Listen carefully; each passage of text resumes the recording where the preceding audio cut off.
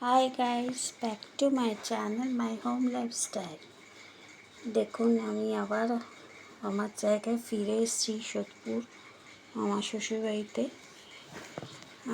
তো হঠাৎ করে আপনারা ভাবতেই পারেন যে আমি বাড়িতে কেন ফিরে এলাম, কারণ আমি যদি আপনারা আমার এই ব্লগটা মানে আমার যে দুটো আগে ব্লগ দিয়েছি বাপের বাড়ি, সেই ব্লগটিতে যদি না দেখেন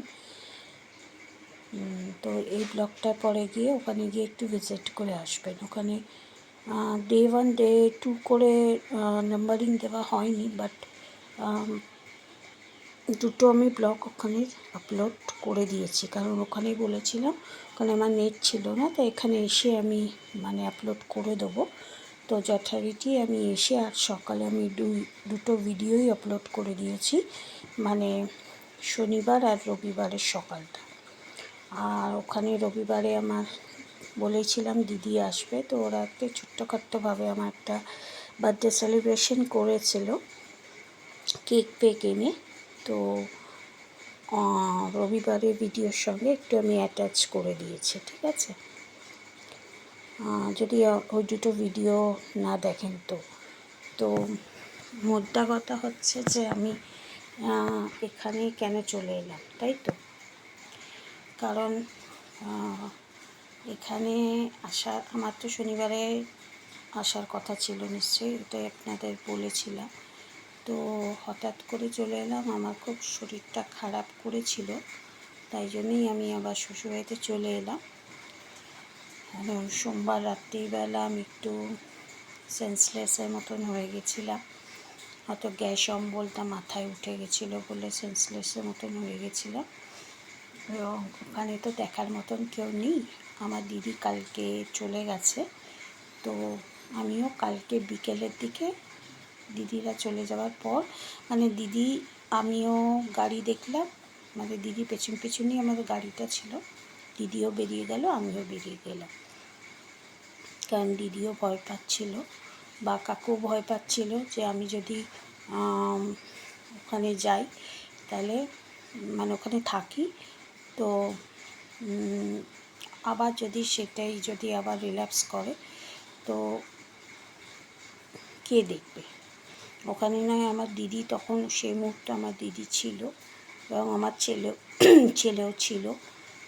তো ওরা তো তিনজনেই বুড়ো মানুষ, কাকু আর নিচে ভাবি ভাইয়া, তো আমাকে নিয়ে ওরা পাচ্ছিল না, তাই জন্যে ডিসিশন নিয়ে আমার হাজব্যান্ডকেও জানানো হলো। আমার হাজব্যান্ড তো বললো, শাশুড়ি মা বললো চলে আসার জন্য, তাই জন্য কালকে বিকেলেই আমি চলে এসেছি শনিবারের বদলে।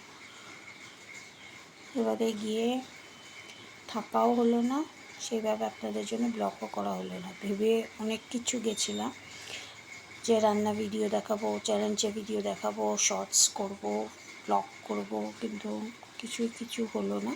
তবে বলেছিলাম যে দিদিরা যতদিন থাকবে ততদিন হয়তো আমি ব্লগ করতে পারবো না।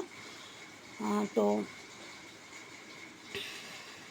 দিদিও চলে গেল, আমিও চলে এলাম, ওই জন্যেই এখানকার ভিডিও আবার করছি। মানে আমার শরীর খুব একটা ভালো নেই, কালকেও এসেছি কিন্তু কালকেও শরীরটা ভালো ছিল না, আজকেও শরীরটা ভালো নেই খুব একটা।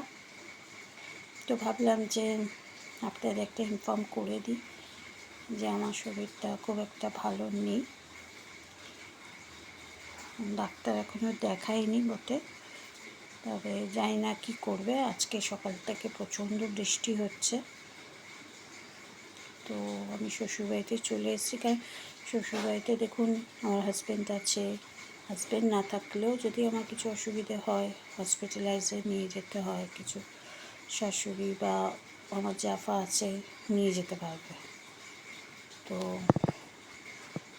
বলতে বলতে একটু অসুবিধা হয়ে গেছিলো বলে স্টপ করে দিয়েছিলাম। তো যাই হোক, তো আমার এখনও শরীরটা খুব একটা ভালো নেই। এই প্রেশার দেখলেও আবার লো প্রেশার, একবার হাই হয়ে যাচ্ছে একবার লো হয়ে যাচ্ছে। তো আমাদের ঘরে তো জানেনই প্রেশারের মেশিন আছে, তো ওই জন্য প্রেশার দেখা হলো। কালকেও প্রেশারটা ভালো ছিল না, এসে দেখেছিল ছেলে, আজকেও ছেলে দেখলো, আজকেও প্রেশারটা ভালো না, লো বলছে প্রেশারটা। তা নুন চিনির জল করে দিয়েছিল ছেলে এক্ষুনি, একটু ভাত খেলাম দুপুরবেলা। আজকে আর রান্নাবান্না করিনি, কোনো ইচ্ছে আর করছিল না, স্ট্রেংথ পাচ্ছি না অ্যাকচুয়ালি। আর আমি তো বলেছিলাম, আমি যেদিনকে গিয়েছিলাম সেদিনকেও আমার শরীরটা ভালো ছিল না, লো প্রেশার ছিল। তো ভাবছিলাম ওই বাড়িতে যদি ক্যান্সেল করে দিতাম আর যাওয়া হতো না। যাই হোক, তো শরীরটা খুব একটা ভালো নেই, জানি না পরবর্তী ভিডিও কবে আসবে আপনাদের জন্যে।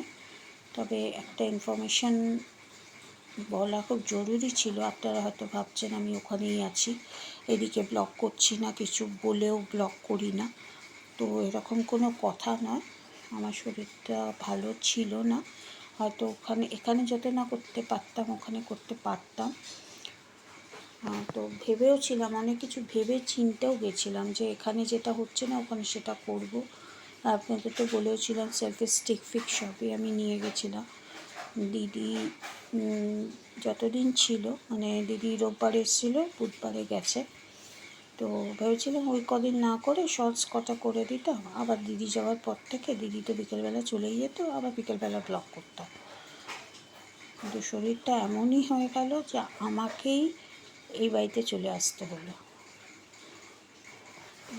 তো যাই হোক, তো এখন দুপুরবেলা একটু মাছ ভাত, আমি তো মাছ খাই না জানেনই, তো অনেক কষ্ট করে মা মাছ ভাত খাইয়েছে, বলেছে যে সব উল্টোপাল্টা খাবি না। আমি তো উল্টোপাল্টা খাই না, কিন্তু জানি না কী করে হয়ে গেল।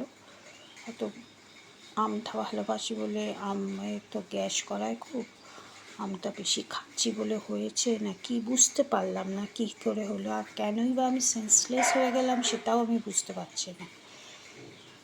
হাই প্রেশার হয়ে যায়, লো প্রেশার হয়ে যায়, সেটা আলাদা ব্যাপার, সেন্সলেস হয়ে যাব। যাই হোক, 15-20 মিনিটের জন্য হয়ে গেছিলাম, দিদি বলল। তা অনেক কষ্টে নাকি আমাকে জ্ঞান ফিরিয়ে নিয়ে এসছে, শুধু আপনাদের ভালোবাসার জন্য ফিরে এসেছি। যদি আমার এই ভিডিওটা ভালো লাগে তো আজকে শেষ করলাম। যদি ভিডিওটা ভালো লাগে তো প্লিজ লাইক করে দেবেন, সবার সঙ্গে শেয়ার করবেন। আর ভিডিও আমি কবে আনবো আমি ঠিক বলতে পারছি না, এখন দেখছি। আর যদি আমার ওই দুটো ভিডিও না দেখে থাকেন তো এই ভিডিওটার পরে গিয়ে ওই দুটো ভিডিও একটু ভিজিট করে আসবেন।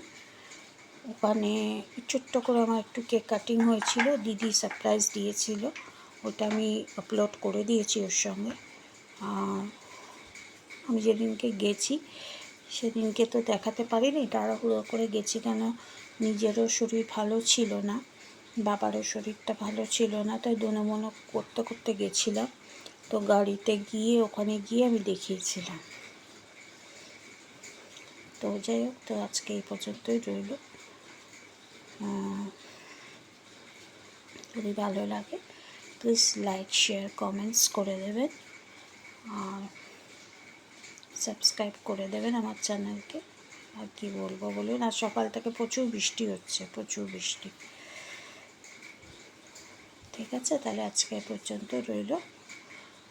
দেখি একটু শরীরটা ভালো হোক, দেন আবার আপনাদের সঙ্গে ভিডিও করব। ঠিক আছে, চলুন, বাই।